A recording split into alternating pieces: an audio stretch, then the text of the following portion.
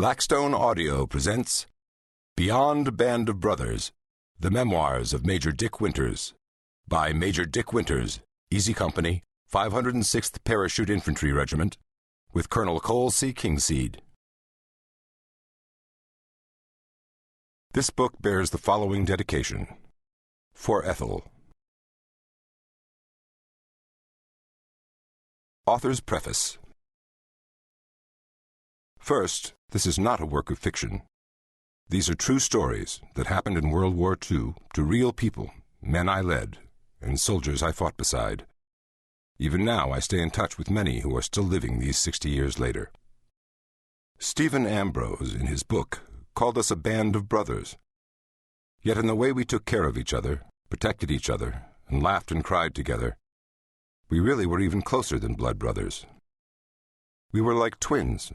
What happened to one of us happened to us all, and we all shared the consequences and the feelings. After Ambrose finished the book, he wanted to clear his desk and his floor for the next book, the big one, D-Day, the climactic battle of World War II.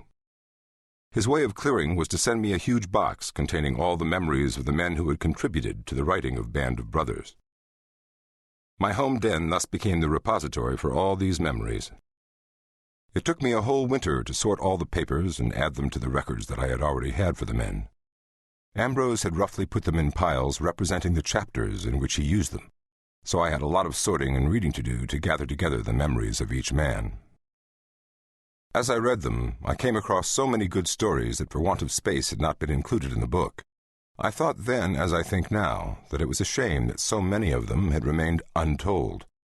Since the book publication, and especially after the HBO miniseries Band of Brothers, produced by Tom Hanks and Steven Spielberg, I have been deluged with letters from people with questions, people begging for more stories, both more from me and from the men. This book is the only way I know to reach all those many people, from all over the world, who have such a thirst to know more. Whether I read people's letters or go out to speak, the cry is always, "Tell us more, tell us more." I cannot possibly write or speak to all of those people, but one letter writer succinctly summarized the wide appeal of the men with whom I served and the message I wish to convey. Generals Eisenhower, Patton, and Montgomery, President Roosevelt, and Prime Minister Churchill were giants on a world stage. You and your men were different to me, though. You came from the cities, backgrounds, and places that I came from. You had some of the same problems and situations. Your triumph was one of character more than ability and talent. I do not mean to imply that you or your men lacked talent and ability, but that I could identify with your talents and abilities. I will never be able to speak like Churchill or have the ambition of Patton, but I can have the quiet determination of Easy Company. I can be a leader. I can be loyal. I can be a good comrade. These are qualities that you and your men demonstrated under the harshest of conditions. Surely I can do the same in my normal life. Another young man wrote from England and mentioned that he had no special links to World War II, no interesting family war stories, no relatives killed in heroic actions. Indeed, his attachment to the conflict, however, was strong enough that one night he sat in tears watching the Band of Brothers documentary, We Stand Alone Together. Attempting to express his gratitude to the men of Easy Company, he pondered, "What is my attachment to men such as yourself whom I have never met? Is it respect, because you put your own life on the line to ensure younger people like me have the world we live in today?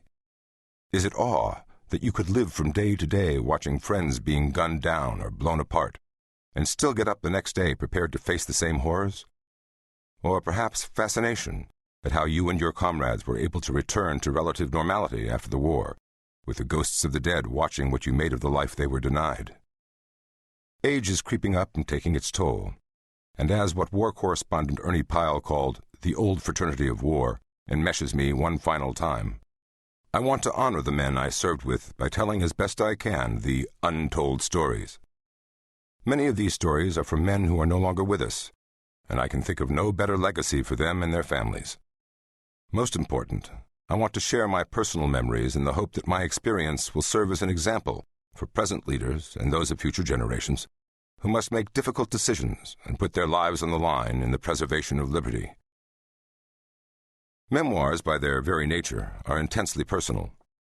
In combat, a soldier can only relate his memories of his field of fire.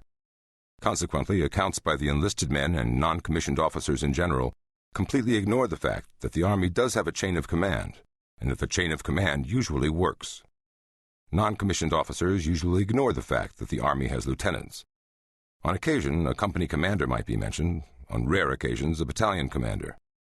But most memoirs never mention the existence of a battalion, regimental, or divisional staff. Usually, the men seem to communicate only with the regimental commander. While assembling my thoughts, I have at all times tried to avoid being guilty of the above tendencies.